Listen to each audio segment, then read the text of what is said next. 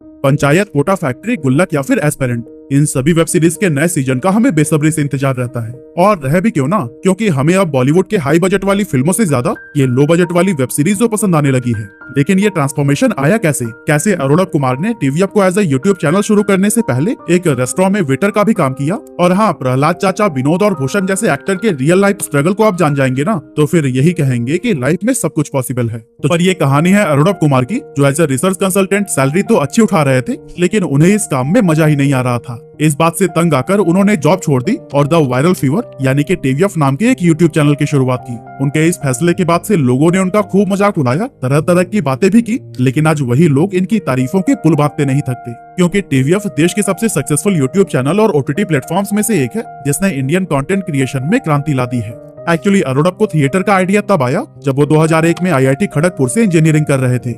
उस दौरान उन्हें एहसास हुआ कि उनका इंटरेस्ट पढ़ाई की जगह थिएटर और स्टोरी टेलिंग में है, इसीलिए उन्होंने सोचा कि क्यों ना इसी फील्ड में ही कुछ किया जाए। अब ये उनके लिए काफी मुश्किल फैसला था, क्योंकि आईआईटी से इंजीनियरिंग करने के बाद हर पेरेंट्स की तरह इनके माँ बाप भी चाहते थे कि अरुणव एक अच्छी सी जॉब करके अपनी लाइफ में सेटल हो जाए। हाँ, अरुणव ने ऐसा किया भी, लेकिन जब जॉब स्टार्ट की तो पता चला कि उनका मन अपने काम में बिल्कुल भी नहीं लगता था। और यही वजह थी कि जल्दी से जल्दी वो अपनी नौकरी छोड़कर मुंबई पहुंच गए।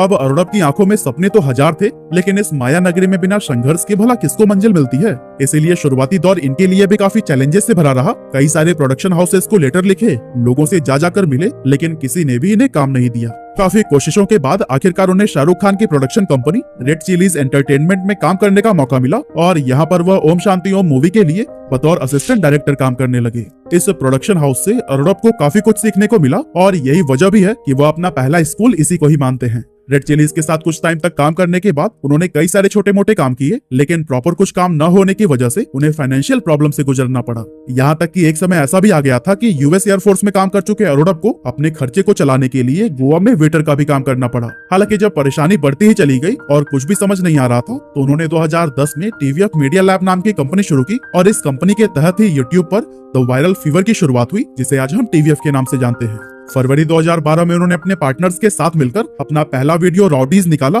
जो कि पॉपुलर टीवी रियलिटी शो रॉडीज के ऊपर बनाया गया था। ये वीडियो काफी ज्यादा वायरल हुआ, और फिर यहीं से टीवीएफ के लिए सफलता के रास्ते खुलने लगी। और दोस्तों, कुछ इसी तरह से कई सारे वायरल वीडियोस को बनाने के बाद 2014 में अरुणव ने इंडिया की अपनी पहली वेब सीरीज रिलीज की, जिसका नाम था परमानेंट रूममेट्स। जी हाँ दोस्तों, वो टीवीएफ ही है जिसने पहली बार भारत को वेब सीरीज का कॉन्सेप्ट दिया था। परमानेंट रूममेट्स को 50 मिलियन से भी ज्यादा व्यूज मिले, और इसे लोगों ने भी काफी पसंद किया। इसके बाद से 2015 में अरुणव ने पिक्चर्स वेब सीरीज को बनाया, जो कि IMDb के टॉप 250 शोज की लिस्ट में जगह बनाने वाली भारत की पहली वेब सीरीज बनी। अब दोस्तों, आज की अगर बात करें तो टीवीएफ एक जाना माना नाम है, और हर घर में ही इसके शोज देखे जाते हैं। इसकी वेब सीरीज में ना तो कोई एक्सपेंसिव सेट होता है, ना कोई सुपरस्टार एक्टर कास्ट किया जाता है, और ना ही कोई महंगा VFX या फिर फैंसी कहानियां। इसके बावजूद आज टीवीएफ की सभी वेब सीरीज सुपरहिट होती हैं, और इनके डायलॉग्स लोगों की जुबान पर चढ़ जाते हैं। सही बात है विधायक जी, कुत्ता मार के खाने का आरोप लग जाए तो ब्लड प्रेशर बढ़िए ना जाएगा जी। तो आखिर क्या रीजन है? एक तरफ बॉलीवुड की हाई बजट फिल्में भी मात खा जा रही हैं, तो वहीं TVF back to back superhit web series देता जा रहा है। तो दोस्तों, इसका पहला रीजन है रिलेटेबिलिटी। एक्चुअली टीवीएफ के शोज हमारी रियल लाइफ से बहुत ज्यादा रिलेटेबल होते हैं। इनमें ऐसे ऐसे मोमेंट्स दिखाए जाते हैं जिन्हें देखकर आपको लगता है कि अरे ये काम तो मैं भी करता हूँ, जैसे कि सुबह मम्मी की डांट के बाद बिस्तर छोड़ना और अपने सिबलिंग से हमेशा नोक-झोंक करते रहना। ये सब देखकर कहीं ना कहीं हम लोगों को ये लगने लगता है कि सीरीज में जो चल रहा है वो हमारी ही कहानी है। अगर आपने इनकी एस्पेरेंट सीरीज देखी है तो फिर आप तो समझ ही सकते हैं कि ये कैरेक्टर को कितना डीपली एक्सप्रेस करते हैं। आर्थिक स्थिति ठीक ना हमारी,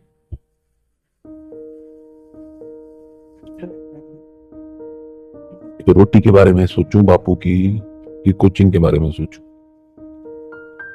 ये हालत है। एक्चुअली इसमें 3 दोस्तों की कहानी दिखाई गई है जो यूपीएससी पास करने का सपना लेकर दिल्ली के राजेंद्र नगर इलाके में कोचिंग कर रहे हैं। तीनों दोस्तों के अपने कमरे का संघर्ष, अपने एग्जाम की चिंता और देश की सेवा, हर उस स्टोरी को इतने बेहतरीन ढंग से एक्सप्रेस किया गया है कि रियल लाइफ एस्पेरेंट्स भी इससे रिलेट कर पाते हैं, और ये उन्हें खुद की कहानी लगती है। इसके अलावा अगर आप शहर में पले बड़े हैं और कभी कभार ही छुट्टियों में गांव की तरफ जाना होता है, तो फिर आप पंचायत के सचिव जी यानी कि अभिषेक त्रिपाठी की लाइफ से रिलेट कर सकते हैं कि गांव के लोगों के साथ एडजस्ट करने में क्या क्या परेशानी आती है, कैसे गर्मी की रात में बिजली चली जाती है और मच्छर सोना हराम कर देते हैं।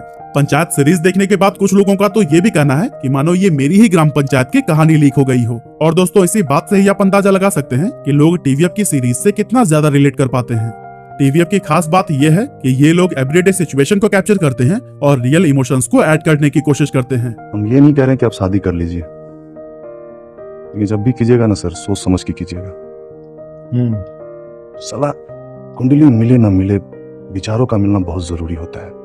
और इसी चीज का ही तड़का बॉलीवुड वाले अपने फिल्मों में लगाने से चूक जाते हैं। बॉलीवुड में तो ऐसी अनरियलिस्टिक स्टोरी दिखाई जाती है कि ऑडियंस सोचने पर मजबूर हो जाए कि ऐसी सोसाइटी कहीं एग्जिस्ट करती भी है क्या। जैसे कि एग्जाम में पास होने पर दोस्तों के साथ पूल पार्टी एंजॉय की जाती है, स्टूडेंट के 6 पैक एब्स होते हैं, पॉर्श गाड़ी से स्टूडेंट लग्जरी कैंपस में एंटर करते हैं और लड़कियां उन्हें मधुमक्खी की तरह घेर कर रखती हैं। जबकि रियल लाइफ स्टूडेंट पर पढ़ाई का इतना बर्डन होता है कि 6 पैक एब्स तो सिर्फ वो अपने सपने में ही देख सकता है। अगर एग्जाम में अच्छे मार्क्स आ गए तो फिर दोस्तों के साथ स्ट्रीट फूड खाकर हम सेलिब्रेट कर लेते हैं, या फिर बहुत ज्यादा कुछ अचीव कर लिया तो फिर पड़ोस के 2-4 घरों में मिठाइयां बांट देते हैं। इसके अलावा टीवीएफ की हर एक वेब सीरीज इंडियन सोसाइटी के अलग अलग स्टेट और रीजन्स का फेस रिप्रेजेंट करती है और इनके डायलॉग्स या कोड भी इतने परफेक्ट होते हैं कि एक बार सुनकर ही जुबान पर चढ़ जाते हैं। साथ ही इन पर बनने वाले मीम्स सालों तक सोशल मीडिया पर देखने को मिलते हैं, जैसे कि आप खुद ही देख लीजिए। प्लास्टिक वाला चुनौती से बढ़िया स्टील वाला चुनौती लगता है। चुनौतियां भुलाता बहुत है ना भैया, तो इसीलिए स्टील वाला नहीं लेते, महंगा पड़ता है। इसके अलावा भोली भाली दिखने वाली पंचायत की मंजू देवी कुछ ऐसे डीप मीनिंग कोट कर जाती हैं जिन्हें सुनने के बाद आप एक पल के लिए सोचने पर मजबूर हो जाते हैं। रोड के लिए भले ही फंड लगता हो विधायक जी, लेकिन अच्छे बर्ताव वाला इंसान बनने के लिए फंड नहीं लगता। और दोस्तों कुछ इसी तरह से टीवीएफ की सक्सेस का दूसरा मंत्र है फ्रेश टैलेंट। टीवीएफ के किसी भी वेब सीरीज को अगर आपने देखा होगा तो आप इससे अनजान नहीं होंगे कि वो किसी भी सुपरस्टार को कास्ट करने की जगह एक अननोन आर्टिस्ट को चांस देना ज्यादा पसंद करते हैं। और बात सिर्फ एक्टर की ही नहीं है, बल्कि ये फ्रेश राइटर एंड डायरेक्टर्स को भी मौका देते हैं। हालांकि इस प्रोडक्शन हाउस के साथ काम करने के बाद वो इतना फेमस हो जाते हैं कि फिर वो किसी पहचान के मोहताज नहीं रहते।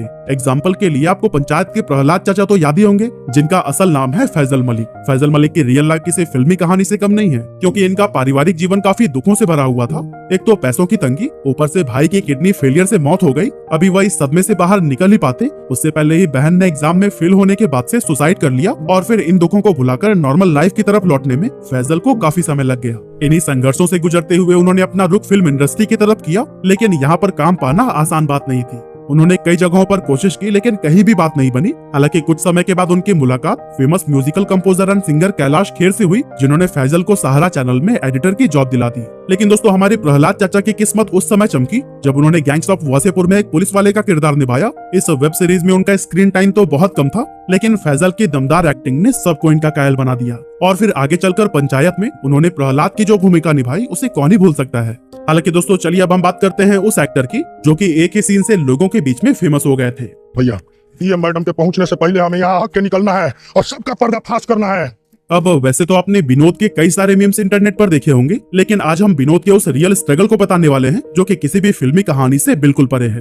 असल में इनका नाम है अशोक पाठक, जो कि अपने चाचा के साथ तपती दोपहरी में घर घर रुई बेचने का काम करते थे। पढ़ाई से इनका दूर दूर तक कोई नाता नहीं था, इसीलिए माता पिता की जिद के चलते 12th में एडमिशन तो इन्होंने ले लिया, लेकिन आगे चलकर थिएटर करने लगे। इनकी एक्टिंग काफी दमदार थी, इसीलिए कुछ लोगों ने यह कहना शुरू कर दिया, तुम्हें तो मुंबई जाना चाहिए।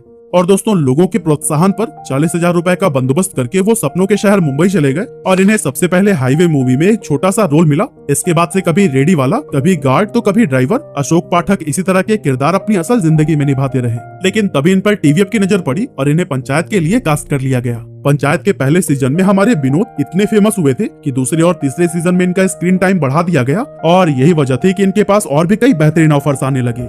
रिसेंटली 2024 में फ्रांस के कैन सिटी में अशोक पाठक को भी बुलाया गया था, जहां इनकी मूवी सिस्टर मिडनाइट की स्क्रीनिंग की गई, जिसमें राधिका आप्टे भी हैं। और इस मूवी की स्क्रीनिंग लोगों को इतनी पसंद आई कि वहां 10 मिनट तक उन्हें स्टैंडिंग ओवेशन मिला। और दोस्तों कुछ ऐसा स्ट्रगल रहा है दुर्गेश कुमार का, जिन्हें आपने पंचायत में भूषण के रूप में देखा है। कई सारी फिल्में जैसे कि सुल्तान, हाईवे और फिरकी अली जैसी मूवीज में कई सारे छोटे मोटे किरदार निभाने के बाद भी उन्हें वो पहचान नहीं मिल सकी कि ऑफर खुद चल के उनके पास आ सके। कई बार तो ऐसे मौके भी आए जब इन्हें रोल के लिए कास्टिंग डायरेक्टर के पैरों में गिरना पड़ा। यह सब देखकर इनके दोस्त भी परेशान हो जाते थे कि ये सब क्या कर रहा है। पर आपको तो पता ही है कि जीवन जीने के लिए पैसों की जरूरत होती है और उसे पाने के लिए इंसान किस हद तक जा सकता है ये तो सिर्फ वही जानता है। इस तरह के कई सारे ऐसे राइटर्स या एक्टर्स जिन्होंने सैकड़ों रिजेक्शंस देखे हैं, लेकिन उनके टैलेंट की कदर सिर्फ टीवीएफ ने की है। और यहीं से कई सारे ऐसे चेहरे पॉपुलर हुए हैं जिन्हें पहले कोई नहीं जानता था।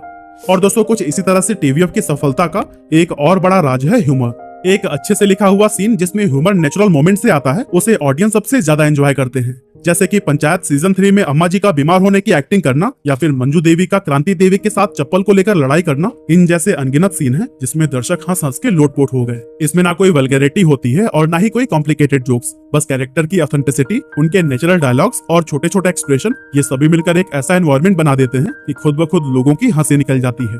टीवीएफ अपनी सीरीज में इतने परफेक्ट तरीके से ह्यूमर को ऐड करता है कि सीरियस सिचुएशन में भी लोग हंसने पर मजबूर हो जाते हैं। यही वजह है कि इनकी कोई भी सीरीज के रिलीज होने के बाद उसके छोटे छोटे क्लिप्स बहुत ज्यादा वायरल होते हैं।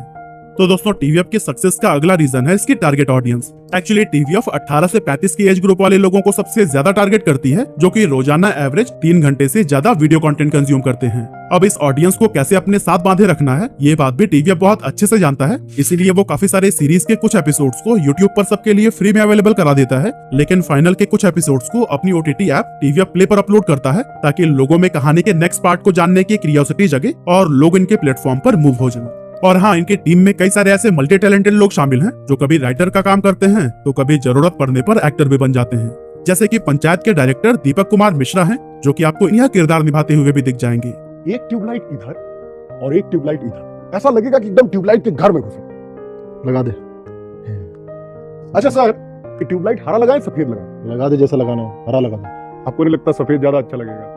तो दोस्तों, अंत में बस मैं यही कहना चाहता हूँ कि बॉलीवुड की बड़ी बड़ी प्रोडक्शन हाउस से यह समझने में चूक हो रही है कि ऑडियंस करण जौहर की फिल्मों में दिखाए गए लग्जरी कॉलेज में नहीं पढ़ती, बल्कि एक बेसिक स्ट्रक्चर वाले कॉलेज में पढ़ती है, जहाँ ना तो फैंसी पूल होता है और ना ही हम लग्जरी कार्स में बैठकर कॉलेज जाते हैं। हमारी कॉलेज लाइफ स्कूटी वाली है, जिसे सिर्फ टीवीएफ समझ पाया है, और इसीलिए ऑडियंस इनकी कहानियों से रिलेट कर पाती है, जिसके चलते टीवीएफ की हर एक वेब सीरीज लोगों के मन में एक गहरी छाप छोड़ जाती है।